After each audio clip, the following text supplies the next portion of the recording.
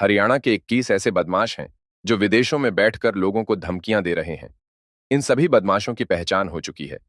हरियाणा के कैबिनेट मंत्री कृष्णलाल पवार ने बहादुरगढ़ में ये खुलासा किया है। कृष्णलाल पवार ने कहा कि हरियाणा सरकार केंद्र सरकार के जरिए विदेश में बैठे बदमाशों को लाने का काम कर रही है।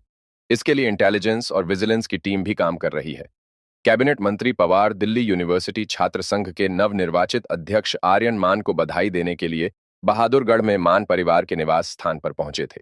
यहां उन्होंने हरियाणा का गौरव बढ़ाने और डूसू चुनाव जीतने पर आर्यन मान और उनके परिवार को बधाई भी दी। बहादुरगढ़ पहुंचने पर कैबिनेट मंत्री कृष्णलाल पवार का लोवा 17 खाप के प्रधान अशोक मान ने पुष्पगुच्छ देकर स्वागत किया।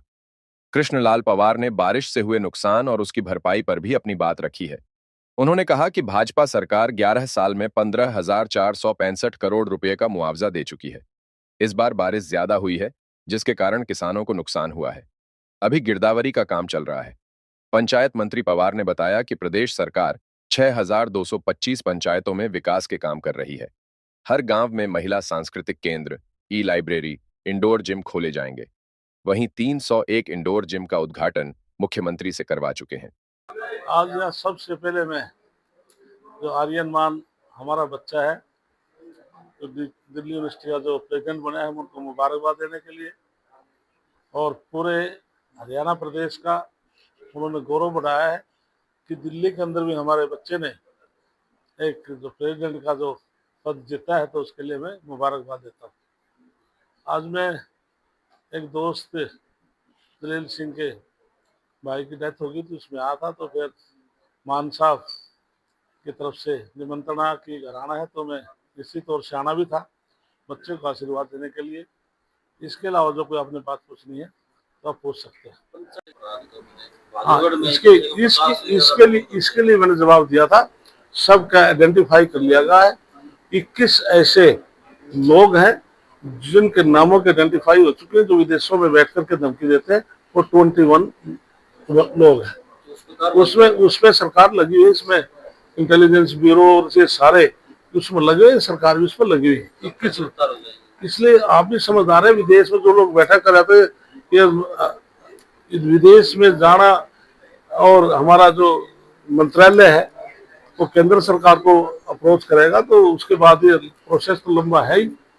तो लेकिन आइडेंटिफाई कर लिया है, 21 लोग हैं जो इस प्रकार के विदेशों में बैठकर जो धमकियां दे रहे हैं। आइडेंटिफाई तो धमकियां ही दे रहे थे, अपने नाम से आइडेंटिफाई तो है, लेकिन उनका कार्रवाई क्या था? लेकिन एक तो धमकी आना, एक लीगली तरीके से आइडेंटिफाई करना, बाय नेम आइडेंटिफाई करना, तो उसमें कुछ गिरफ्तार भी किए। तो 21 लोग आज भी रिकॉर्ड पे हैं। गिरफ्तार कब तो नहीं?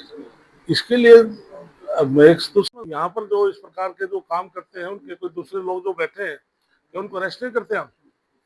जिस व्यक्ति को धमकी देकर आगे कहता कि फला व्यक्ति आएगा या धमकी देकर, उन लोगों को कितनों को अरेस्ट किया है।